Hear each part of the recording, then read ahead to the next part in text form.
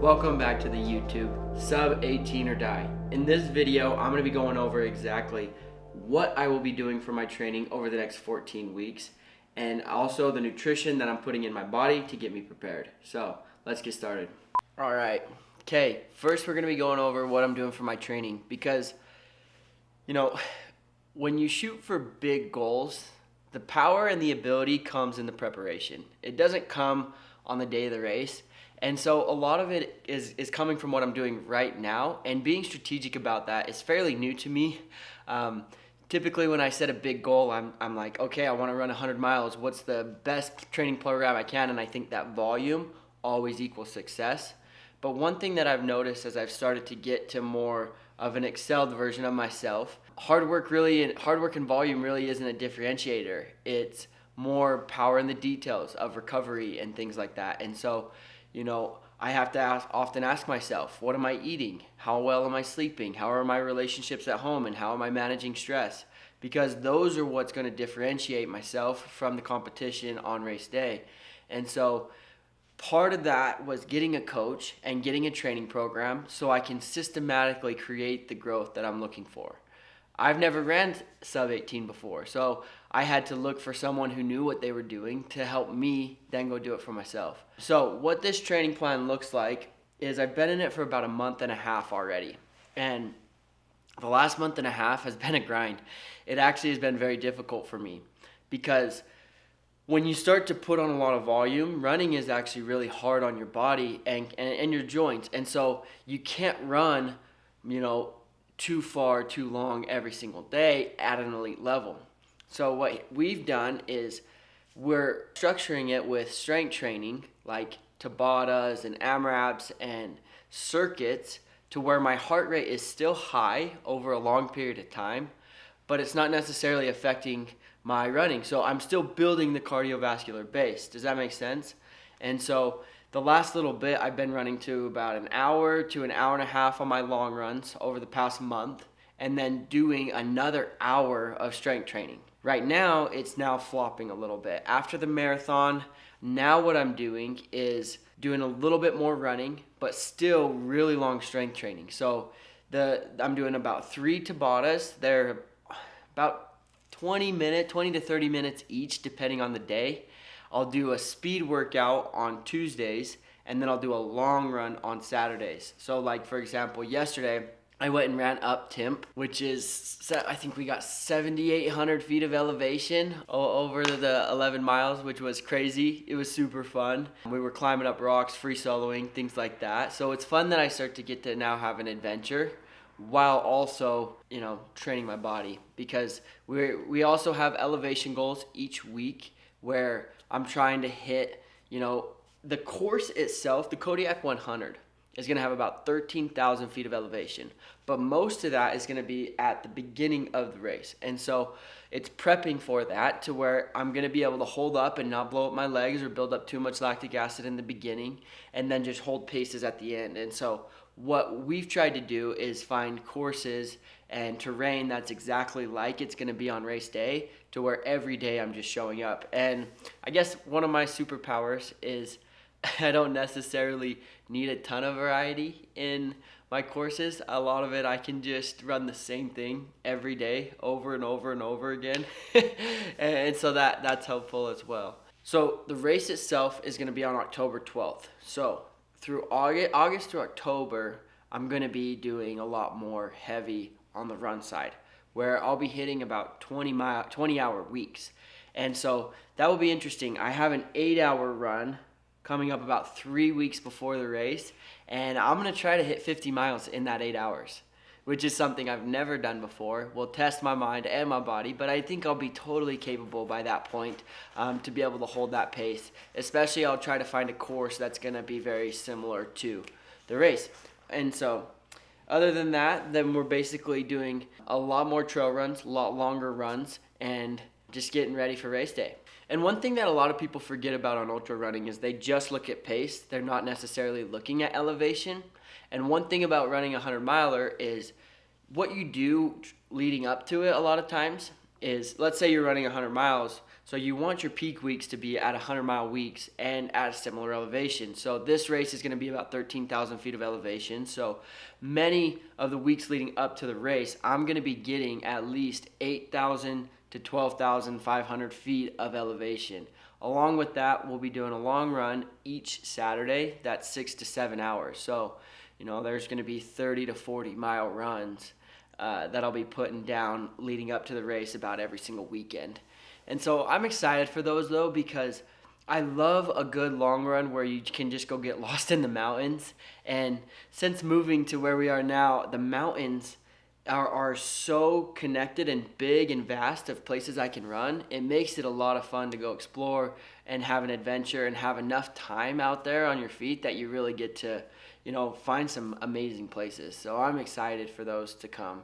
And right now I'm just doing 4 to 5, but I'm also strength training a whole lot more. And so that just gets offset come October or August.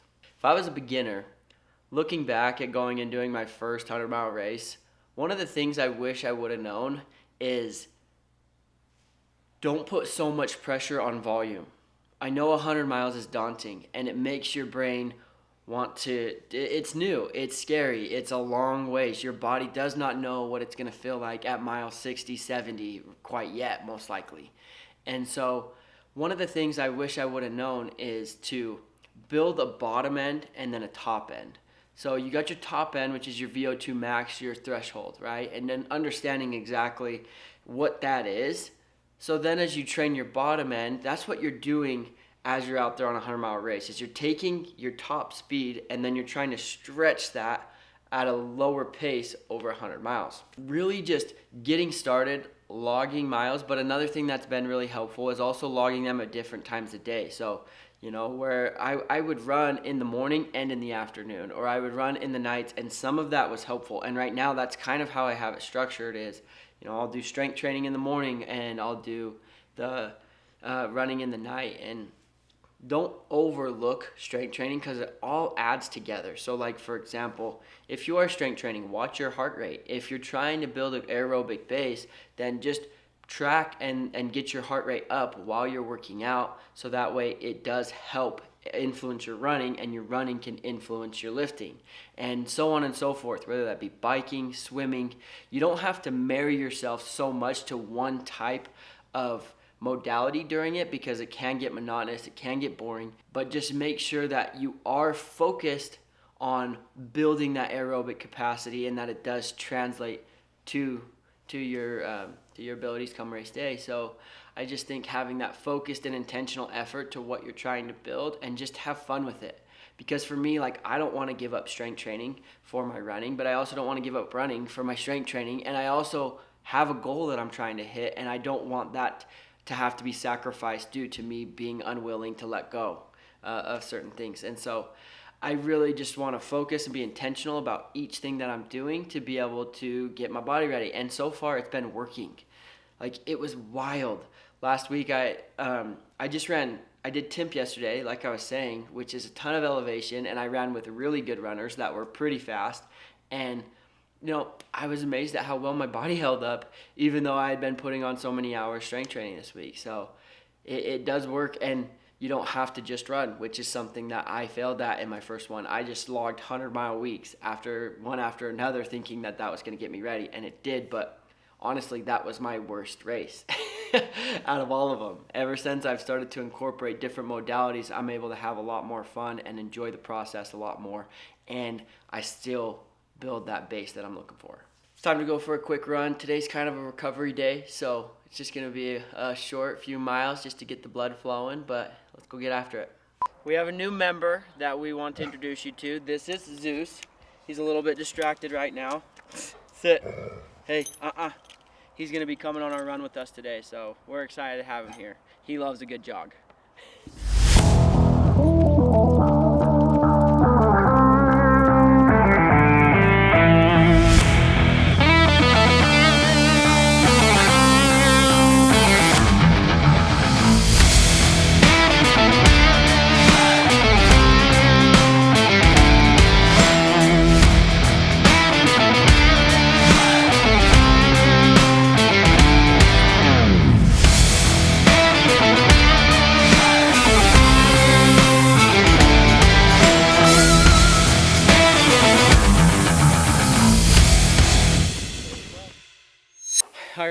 Good little slow jog for the day. Now it's time to fuel up and show you what we got going on for our fuel for the next little bit. Not gonna lie, fueling isn't always my best portion of it, but I'm excited to see what we do as I start to dial it in more.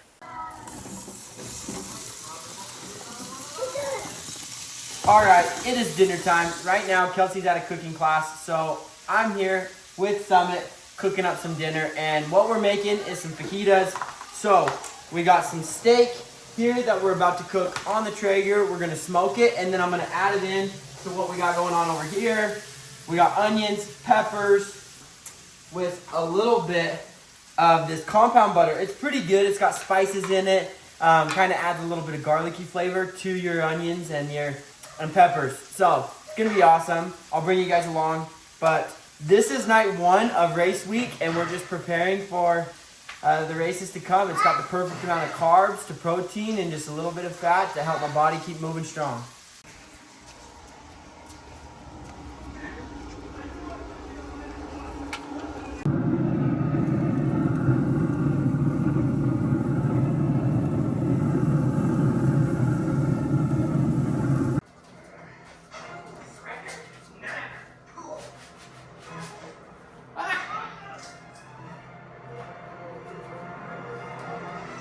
Oh.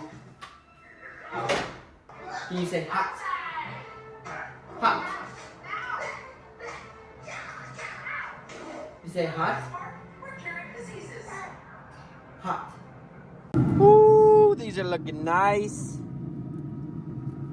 Here you go, buddy. Summit eats dinner every night with his stuffed animals, but as long as the food goes down, we're happy. I know what you're gonna say. Where's the rice and the beans, guacamole, sour cream? I'm a very simple man, all right? I like my meat, my vegetables with my carbs. That way I can take each flavor individually. Each one has like a Tex-Mex rub on it or a nice garlic butter that's going into it, and it makes each one just taste so much better. So, I'm ready to dive in. Summit, how is it? You enjoying the food? Pretty good? Well, Summit seems to like it. Good morning. It is 5:45 a.m. and I'm about to go hit a workout. So, we're going through all of my nutrition. So, in the morning, typically what I'm trying to train is my gut, because you got to be able to hold down food on an 18-hour race. And that doesn't just come on race day when you're hungry or needing food. A lot of times, especially the faster you go, the less food you're able to hold down. And one thing that a lot of people forget is not all food is equal. So like, for example, imagine your stomach is like a fire, okay? And when you eat a gel, that's like putting lighter fluid on the fire, and it's just gonna go and burn it up super fast, which is great while you're out there running or going through faster sections, but isn't gonna sustain you throughout the whole race. So you gotta be able to eat things like potatoes or a peanut butter and jelly. You gotta be able to hold down some carbs and real foods, so that way you can have it sitting in there and burning over long periods of time. Like potatoes, they're one of my favorites, and it's like putting coal in your stomach. That just is one long, slow burn over a long period of time. And so that doesn't just come when you're out there trying to race. You have to be able to train that. And so, you know, this morning, I always eat before every single run, and I try to get solid food down and electrolytes. But then I'm also taking some supplements. I got my creatine that I'll be putting down. I got Enduro that I love, which gives me that nitric oxide boost in my blood so I can breathe easier. And then, you know, sometimes I'll throw in some Yeti mode if I have a late night, or if I have a very intense training session that I want to prepare for. So yeah, that's kind of what it looks like in the morning. And then I'll walk you through, you know, breakfast, lunch, dinner, everything that I'm going to be eating, and also what the plan is and the strategy for the rest, because today I'm also strategizing exactly how I'm going to do this last man standing race this weekend. And so this is going to be the perfect environment for me to train my nutrition for the Kodiak 100, to see what my body holds up with, what it's going to be able to stick down and keep there. And so we've been talking a lot about how we're going to strategize this, because it's something I've never really done before. You know, if you've watched my videos, you know that I've honestly trained myself for every single one of my races, which, you know, there's been some strategy and some knowledge just from my own trial and error, but nothing very big or very calculated. Whereas Ben, he's very detail oriented, and so we're gonna go over every 20 minutes of my run exactly what I need to be putting down. Also even how the strategy is with the incline, decline, pace, because, you know, when you're doing those last man standing, you don't just want to go out there and hold the same pace for the full time. Otherwise, you're going to burn up those muscles. When you do some incline and you change up your pace, you switch muscle groups in your legs to where you're able to last a lot longer. So we're going to be going over strategy on that tonight, and I'm excited for that. And then, yeah, it's go time. So we'll get some food in me. Let's go. Venture bars, perfect for the morning. They're basically peanut butter and honey. So these are awesome, and it's great at training my stomach because these do last. They got a bit of carbs in them, and they're also hard to hold down if you're not used to it. Luckily, I've trained my stomach for years because I've loved to eat. As Nick Bear says, you know, once you've trained fueled, you'll never go back. And it's true. You feel so much better. All right, it's go time, baby. Heading to the gym, which I'm really excited about. It's taper week, but it's kind of not because this isn't an A race. It was kind of just the owner of the gym just reached out and said, hey, do you want to go do this last man standing? And I said yes. So I can't let it throw off my training for my sub 18, but at the same time, I still want to take it seriously because I do think I could do well. And so I'm going to do a 30-minute run on the treadmill with some incline. And then after, I'll do about another 30 to 45 minutes of strength training. And yeah, one thing I'm not doing this week is leg day because every time I strength train legs and then I try to go run races, it slows me down because they just feel like they're lead. So, you know, I won't be doing that this week. Other than that, I'm gonna be getting after it. So yeah, let's go.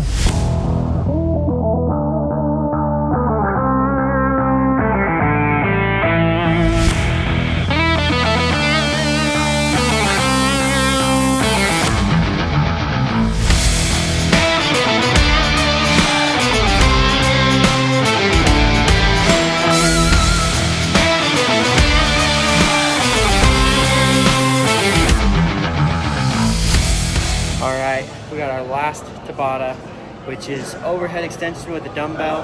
Then we're doing easy bar curls, Copenhagen plank, and then knees to elbows. So let's get after it. Last one. Then we got a 30-minute jog and we're done for the day. Good morning, you guys. It is about 8 a.m. This is a lot later than we usually start. I just woke up, Summit's sleeping in. Kind of didn't sleep very good last night. So he's sleeping in, and Summit's never been like a sleep in type of guy. So Brock has already gone and done his workout. I don't know what he did. I'm assuming maybe lifted or went and ran. I don't think he did trails.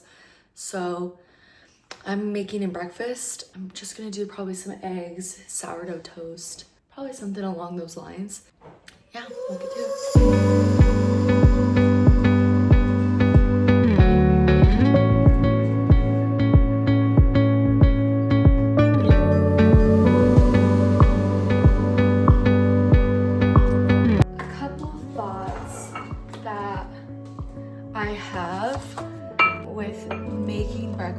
For Brock specifically, I know everyone is different, but Brock definitely does not deprive himself or track calories, because when you're doing what Brock does, food is fuel, and he does not eat for aesthetics.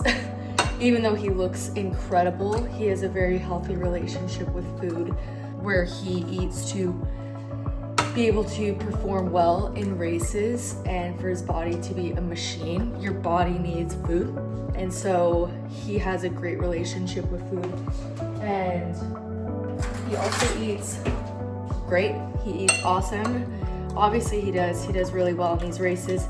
He knows his body really well. He knows what it likes and what it doesn't like. And so he eats pretty good when he's racing and also when he's not racing, because both matter. And also carbs. Like, people get so afraid of carbs, but carbs are literally like putting gas in a car to get it to go. And so carbs are Brock's friend for sure. And especially people when they're competing and doing these cool sports. Brock always says, he's like, Kels, cool people doing cool stuff eat carbs. And I'm like, right on, that's right. And it is true, anyone that's doing anything cool needs carbs. So this is your sign to eat carbs because it's really good and it'll help you perform when you're doing your races. So, yeah.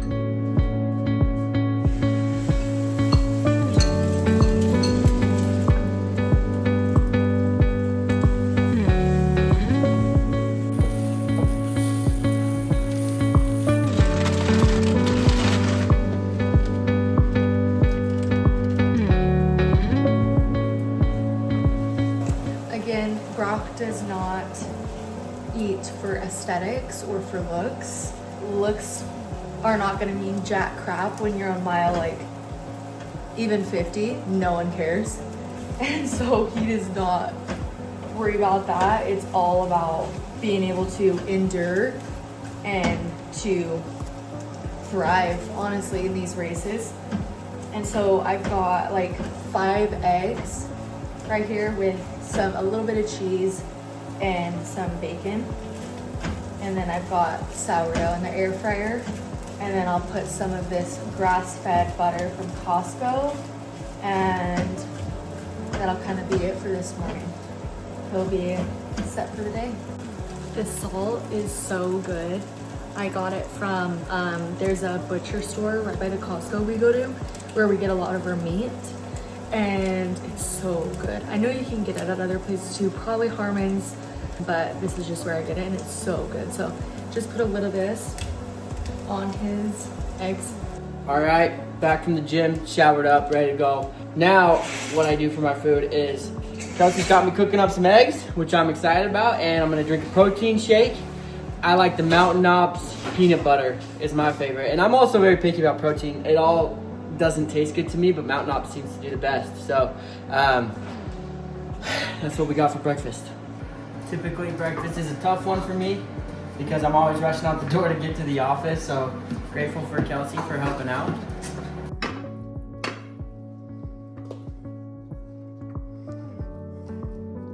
Look at her. Look at her killing the game. Yum. Then we got our electrolytes. We got Mountain Ops Hydrate, Mango Peach for the win. Try to keep the body replenished and retain our water. It's race week, so I'm gonna be drinking this stuff like no tomorrow because what's gonna save me on race day?